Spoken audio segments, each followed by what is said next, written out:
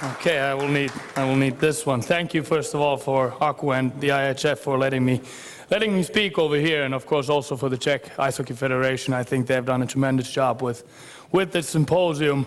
It's a great honor for me to be here and talk to so many coaches and bring out the view that I have developed in my own head about coaching, but of course also a little bit about the Finnish way of thinking of coaching at the moment. My new job as the under-16 head coach for our national team includes also bringing out the message to our own club teams in Finland.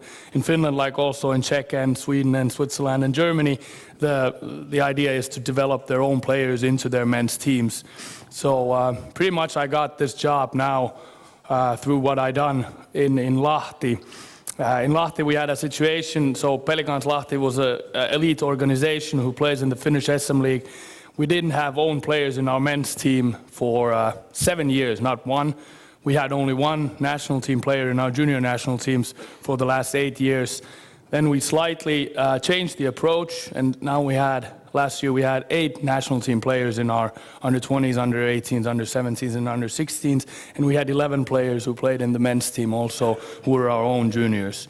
So that, in a way, as a result of the change-up we did in our club. And of course, this picture pretty much tells into what I believe in coaching. So I have been a player in the system where coaches tell the players what to do, where coaches demand players what they have to do, and it works for a large amount of players. We can get out of players what we want through, of course, intimidation, through fear, through power also, through authority, what the coach has towards the player. But I would like to believe that there's 25 persons in the team, and each of those ones has to be able to reach their own potential. And if everybody does the same thing, the best ones won't reach their own maximum potential, and the last ones, they will reach only maybe the middle of it. But if we can meet every single person, every single athlete, every single player, every day on the same level, we as coaches, we're there to help them. The players are not there for you as a coach, but you are there as a coach for them. So that pretty much tells about the philosophy that we have started, and we want the players to take ownership of their own development. We are not developing them as coaches, they are developing themselves as players, and we're just there to help them. Don't get me wrong, I still think the head coach and the coach is always the leader. He has to set barriers inside what the players are going through their own development, but we are not supposed to be afraid of giving power also to the players. Because they're the guys who are playing on the ice, they are the guys who are making the decisions, and they're the guys who are working off the ice for their own sake. So that's pretty much it, and this is, I love the picture. I know this sounds a little bit cocky, but it's just the thing I want to see, that we're on the same level with the athlete. The athlete is the guy who's going forward. We won't get any better as players anymore, unfortunately. That's over for us. About the chosen path that we have taken in Finland, also now in the national teams, but also we did in Lahti, that when you want to develop young players towards their own potential, practice and everyday life defines it. So that's pretty much it. In order to go through a long-term development process, so we talk about 10 to 15 years, every single human being needs intrinsic motivation. Without that, the hard days when they come, the slumps when they come, they won't make it through those. And there's 3 things that science has shown which comes into intrinsic motivation. That's feeling competent, feeling autonomy, and feeling fellowship. So those 3 things. So it's pretty easy then when you get that we want that every single player of us has intrinsic motivation. So we have to find those 3 factors into everyday's life. I'm sure that we all know that when we give feedback, it has to be positive so that the player feels that he's competent, he's good at something. And we know the feeling of fellowship, so we want to belong to something, we want to belong to a team. The team is everything, because this is a team sport, and I also believe that team-first mentality has to be there. But then, let's say, at least in Finland, 80% of the coaches, they forget about that feeling of autonomy. They forget about that every single human being wants to decide for himself what he does. And if we get our players to feel that somehow, they can reach potentials that we would never have imagined. They go off the roof after that one.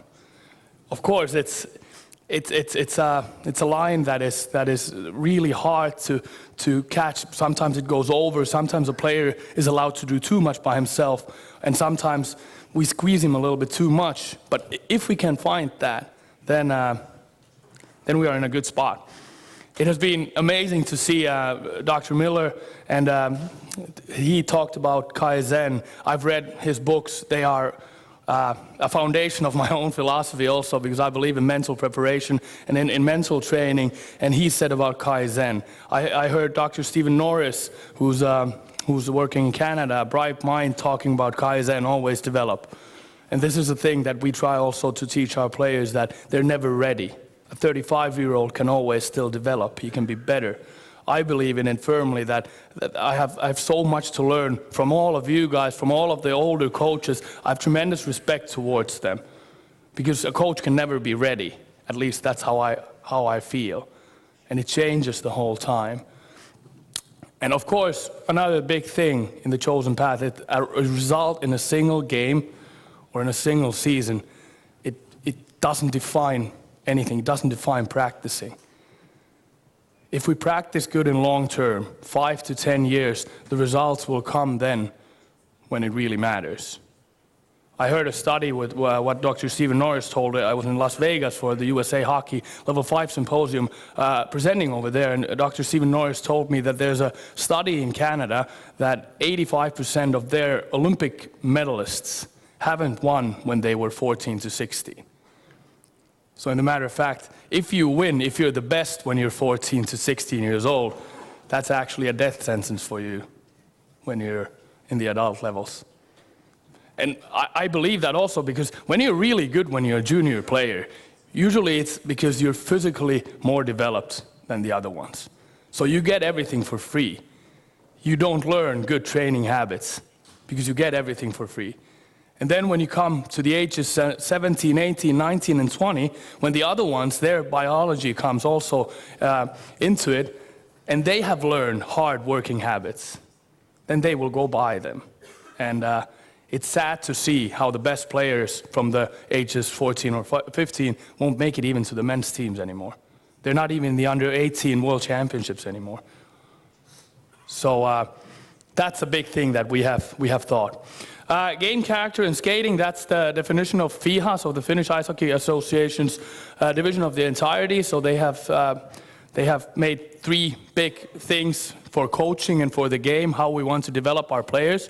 And it has been also, of course, my base in the thinking process, how to develop players. I have a little bit changed it, so because for me it's easier to think of it. So game, character, and skating has gone into that the game is technical abilities and tactical abilities. And the character side are the mental attributes, and then the skating side are the physical attributes. So this is the way that I have puzzled this one up, and the reason is there that I believe that every individual consists of these four pieces of puzzles, and that makes the player. And these 4 things we have to be able to develop every single day, all 4, not just one of them, but all 4, because these 4 define how he plays when he's on the ice. And the idea for me is that first comes the mental attributes. They are the base. Self-confidence, feeling responsible, optimal arousal level. I think it was so great to see Dr. Miller's presentation about the optimal arousal level, because we try to teach that for our players. And you can teach that already for 13, 14-year-olds. Maybe it's not that accurate, but when they start to do it, let's say for 4 years, it's a way better situation than when you start to teach that for a 25-year-old, because the same 4 years again. He might be good at it when he's 29, but imagine a 14-year-old who learns how to handle his own emotions in game situations when he's 18. That's amazing, but you just have to start it.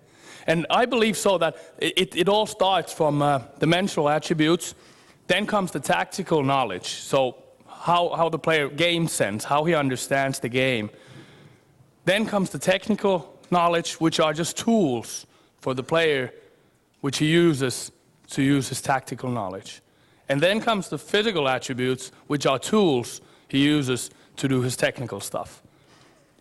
And all those four are equal. They are as important. Without one of those, he can't perform. The player can't perform. But I believe that this is the sequence how it goes.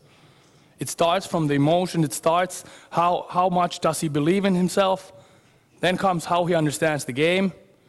Then comes how can he implement that understanding into the ice through those technical abilities. And then, of course, if he doesn't have the physics, if he doesn't have the legs, he can't skate. If he can't skate, he can't forecheck. If he can't forecheck, we will never get the puck. And this is also then, this has been always shown to the players, that this is the way we want you to develop yourself. Because if the player understands, man, I understand that situation on the ice, but I just don't have the skating abilities for it. So then he goes on the ice in the morning and in the afternoon and works on it. And we don't have to make them do it. Or if they don't, they will never make it. If they say that their dream is to make it to the NHL or to the SM League or to the Elitserien, no, it's these days Swedish Hockey League, or to the Swiss League or to the DEL, if they say that's their dream, our job only as coaches is to tell them this is what it demands. But it's their choice if they're going that path or not. We can't make them do it. At least I believe so. I believe so that we can't make that. But about mental attributes, I will go through those 4 boxes quickly. This is still the background, in a way, of the thinking process that we want also to teach the players that this is the way it goes. Mental attributes and the development of this box should always be emphasized. 3 big things that we have thought of: development of self-confidence, development of feeling responsible, and development of optimal arousal level. Self-confidence through good performances, through self-evaluations, through physical tests where they see that they get better. There are thousands of ways how to do that, but it doesn't demand that you're a shrink or a doctor to do it. It's just common sense. Tell them, hey, you did this well. You're good at this. Do it the next time also. Probably the biggest thing in the long term is the development of feeling responsible. It's the training process demand. How you live your life. How do you eat? When do you go to bed? How do you do your school? If your school goes down, there are bad grades. Your mother at home says to you, man, you got to do better in math. You got to do better in Swedish. You got to do better in English. And the player comes to practice, it's somewhere there in his head, even though he doesn't think it's that important, but it's somewhere there in his head. He's not there to learn that anymore. There's a small distraction which can take away a little bit of the biggest thing there is, development. And that's why I believe that development of feeling responsible, that's a big thing in the long process. Development of an optimal arousal level, again, just what Dr. Miller also said, that we have to find our own spot. Somebody needs to be a little bit more relaxed. Somebody needs to be a little bit more anxious towards the game, stressed, and they just have to practice it. It won't come in 1 year, it won't come in 2 years, but it can come in 4 or 5 years, or let's say 25 years. It's a process also how we do it, but it just has to be started. We just have to start it at some point, and it's amazing to see how the guys learn how to handle their own emotions. The first 2 years, a 14-year-old, he knows he plays well when he's relaxed, but when there's a big game, he's stressed and he can't take it down. Even though we have practiced it, there's several ways to do it, but he just can't do it. But then, after 3-4 years of practicing, again, repetitions, then it happens. And then he performs when the biggest stage is there. When this box is in order, I believe that all the other 3 ones will come almost automatically. If he's self-confident, if he's responsible, if he can handle his emotions, he will do whatever it takes to get where he wants. He will do all the hard work by himself off the ice in the summer, on the ice when he has, let's say, 15 minutes of own time on the ice. He will do the work that's necessary. But if these ones don't work, then it's hard. Then it's hard. Even though a player has got all the skills in the world and all the tactical knowledge in the world, if he doesn't believe in himself, he will not succeed. At least, I believe so. Well then, the tactical knowledge, of course, in a way we have talked already a lot about this, and I know that there's a lot for me to learn here also, but it's first of all recognizing the situation. So this happens in 0.3 seconds or 0.2 seconds, that the player recognizes the situation and then he makes the decision. What priority is he starting to play? This is also a definition of FIHA that we use for all our coaches in Finland. So priorities that the players play. We are not firmly believers in system teaching. We don't teach systems in our under 16s, under 18s, and under 20s. A little bit maybe in under 20s. But we believe in priorities. So the player, there are 4 roles in the game. There's the puck carrier, the non-puck carrier. There's the defender on the puck and the defender without the puck. And then they, in a way, react through these priorities on the ice.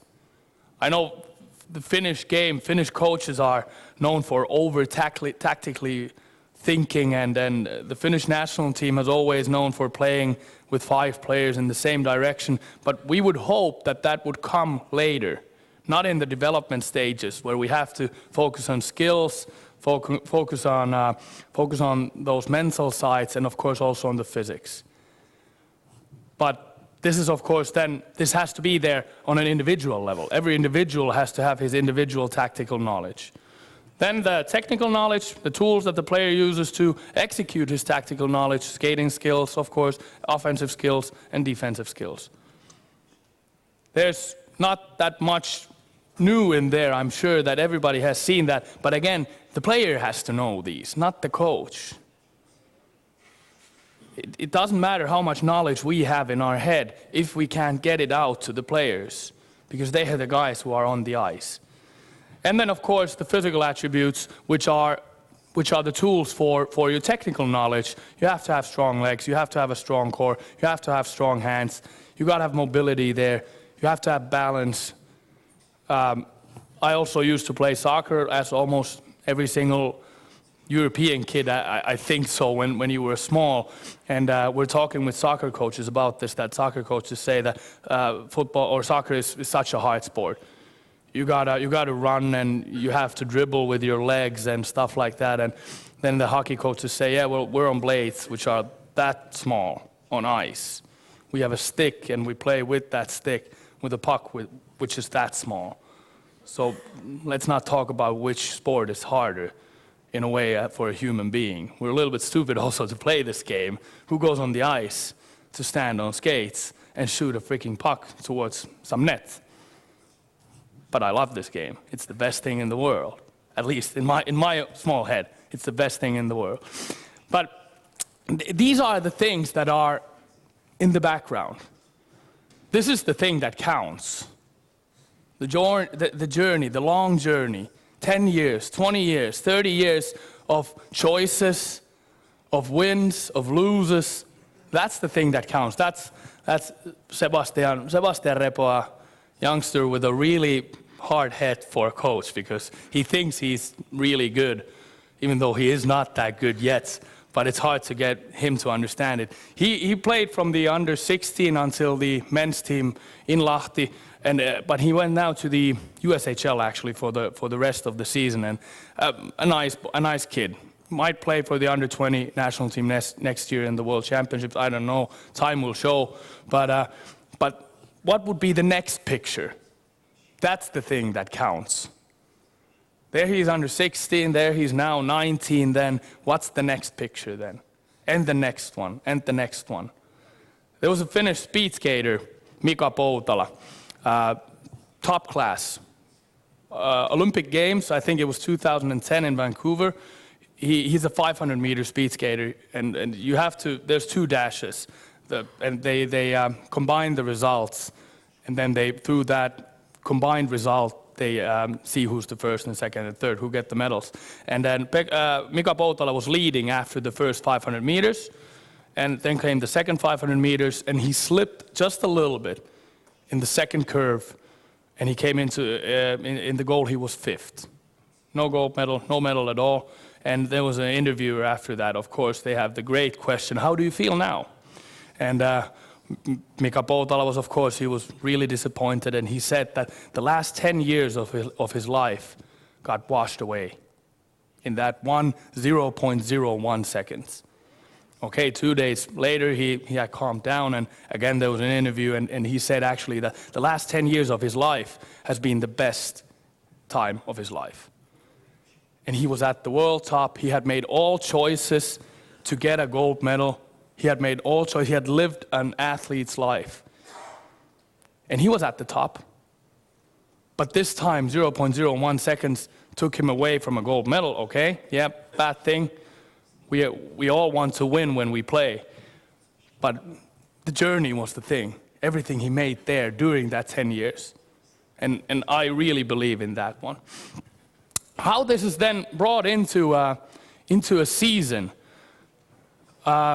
We all make plans. All coaches make plans for the team.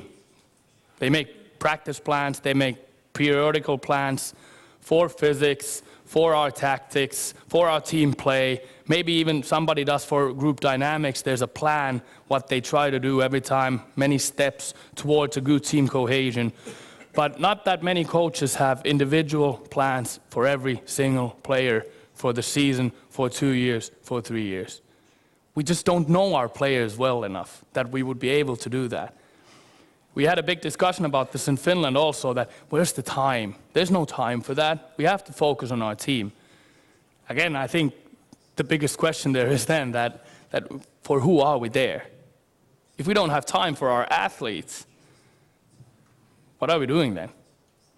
And we took a step now in the under-20s that we made time. We made time for individual development plans which are run by the players themselves. Through that, we get more time. So the coaches don't run those plans. They are there when we plan it together, but the players implement them themselves. They have them themselves. It's their thing. It's not our thing. And the coach still does a plan for the team. I had my own visions how the team plays, and I always try to win a game. But this was the big thing during the season, an individual plan. We had a concept of emphasized training areas. So if we want to really develop something, we have to choose. We can't develop everything during one season. This is now just an example of how we did one season, how it could be implemented. And got to understand the thing that if we choose one thing, we got to stick on that one for a certain amount of time. And 50% out of all practicing, all training, has to focus then on that one single thing. And the rest 50% is just to keep the other elements there, but we don't develop them. This has to be in the background also when we teach this to our players, that they understand we can't do everything the whole time. That's why it's a long-term process. This year, these things, next year, these things, the next year, these things. And maybe in 5 years, we have already pretty much there inside the player's toolbox, for example. On the individual level, we went through the season so that every player made a plan of all these 4 things. So tactical knowledge, technical knowledge, physical attributes, and mental attributes. And he did it together with the coach. But he himself chose the targets. First, he self-evaluated himself, then the coach evaluated him also. So we had a thing that we can discuss over. Well, I as a coach believe that you need this. The player says, well, I believe that I need more this. Okay, let's discuss why. If you can argument on it, fine, do it. If you can't, I will argument on my point. Maybe he does that what I believe. And then there we are, that we have a discussion with our player. We have something to talk over. But it's his plan. And here comes the autonomy. He believes that he does what he wants. It's if somebody of you comes to me and says, you got to do now this, this, and this.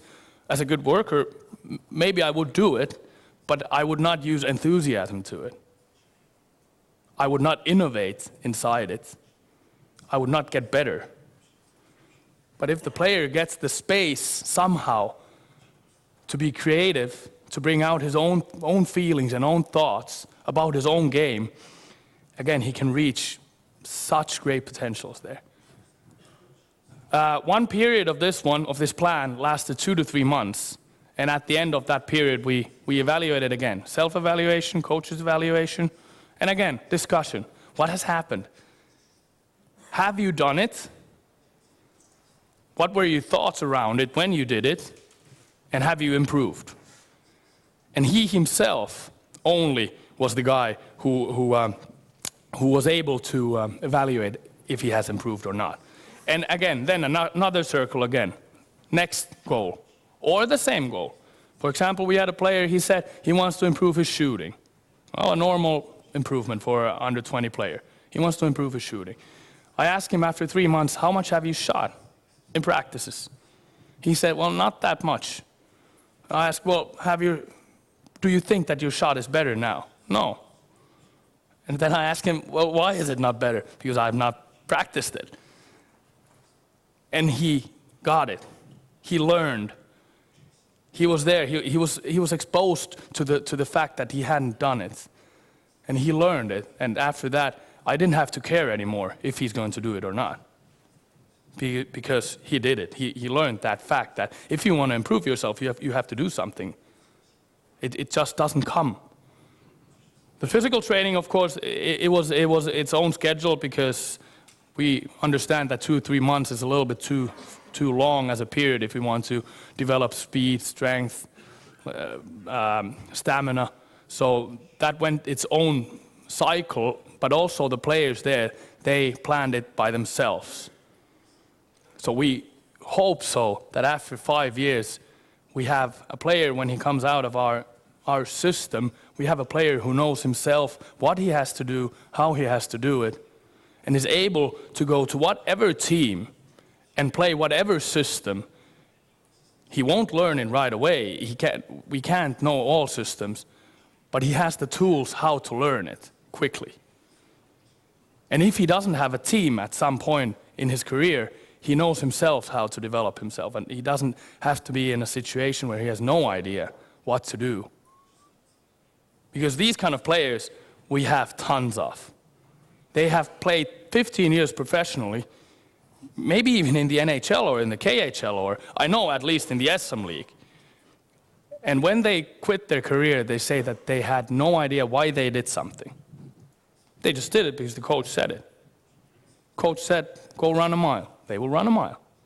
Coach said, jump into a well. They will jump into a well, because a good player does that. But we would love to see that we have players who think by themselves and who want to develop themselves. And that's the approach that we took. Well, where did they do this? They did this tactical knowledge in games and evening practices. In our system, evening practices are practices around the team tactics, special teams, breakouts, forechecks, whatever, where the tactics are involved. Evening practices were there for our under 20 team. Technical morning practices. Morning practice is in Finland they have combined it with school, so they can come in the morning and practice for 1 hour or 1.5 hours on the ice. After that, they go to school back. Same thing, I know it's in Sweden. I believe it's in Germany. In Europe, at least, it's the similar kind of systems. So morning practices is only on technical stuff, only on skills. And they have the 30 to 40 minutes on their own time. And that own time means that they are developing their own own goal they have made in their own development plan. And that's where they amplify it. That's where they do it. Of course, there's a challenge for us coaches then that we have, let's say, 23 players who has 10 of them have targets in shooting, 10 of them have in skating, 10 of them have in passing, 10 of them in deking or covering the puck or whatever. So it's our challenge then to organize the ice so that everybody can do what they are supposed to do. And that's where we come also in. And of course, we are there on the ice to demand them to do things better, to give them pointers of small details, like Mr. Harmelik told. The small details are the ones which then at the top are the things that make the player better. And physical, of course, off the ice, normal off-ice training, jumping, going to the gym, whatever, but then mental. In all actions in life, in school, at home, at the rink, wherever, feeling responsible. What do you say, what do you do? If you say you want to do something and you don't do it, that's not being responsible. You're not a good human being at the moment then. So these were all the places where we then practiced it. And it brought results also. It brought results. But the goal of the whole process during those years, or if we think of developing an individual, is that at all 4 areas, we talk about mental attributes, we talk about physical, technical, and tactical. At the end of the season, each player has really developed in one of those. I mean in all 4, but at one specific point in all those 4. That's the goal. Then we know that the player has developed during the season. Then there's not one season that we could say that this player didn't develop this season. Another thing, that the player learns how to evaluate his own performance, to analyze it and to change things, to develop further. So actually, the thing that we coaches do, we're the guys who watch the games, we analyze it, after that we try to make our team play again better. But what if the players would do it also? And we would teach them to do it also. We force the guys to come to video meetings. We have every time a video meeting with the team or with defenders, with an individual maybe, but what if the player comes himself and asks, could I have those clips? Because my development thing I at the moment I'm doing is that, and I want to see how I performed in the game. It's just a great thought. And I believe it's not just theory. I believe it's possible because I've seen it. It can happen. That every player understands the principle of continuous development, Kaizen, a great thing. I believe into it, and I bought it right away when I heard it the first time, that if we always try to get better, we have always a chance. There's always a chance, and then the sky is the limit. And that every player would reach their own maximum potential. We have a player who is now really good, but he's almost already at the top of his potential. And then we have a player whose potential we don't even know. It's infinite. It's somewhere there. But at some point of their own career in ice hockey, that they would reach it.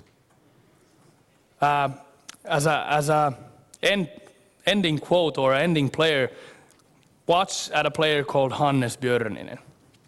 He was at the under-20s now what were the under-20s, in Canada? Yeah, in Montreal and Toronto, where the under-20 World Championships now. And there was a Finnish player whose name was Hannes Björninen. Not an easy name for foreigners to say, but a player who was from the under-14. He was never in any national team. Never in any national team. Terrible skater. Terrible stick handler, terrible shooter. He had nothing else, but he had a big will to succeed. He wanted to win. He wanted to develop himself. And he grabbed onto this scheme already when he was 14. When he was 14, he said that his dream is to be a father. You're 14, I hope you're not a father yet now. But that was his dream, to be a father. And okay, the dream has changed now a little bit.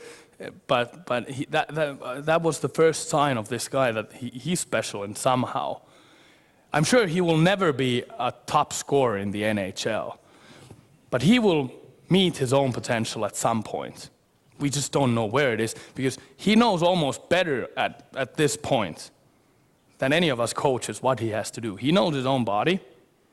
He has learned how to listen to his own body. He knows his own game. He wants to see every single video clip of every game. He wants to see how he does. He wants to learn more. He asks the coaches, what could I do better here? What should I do here? And of course, then the magic question, why should I do that? Why should I do that? And then he challenges us coaches that we have to know it. If we don't know it, then we have to somehow go and find out the answer. So let's see, I don't know, maybe he will play someday in the NHL. He plays now in the SM Liga, has played 1 year there. Maybe he will play somewhere else in Europe.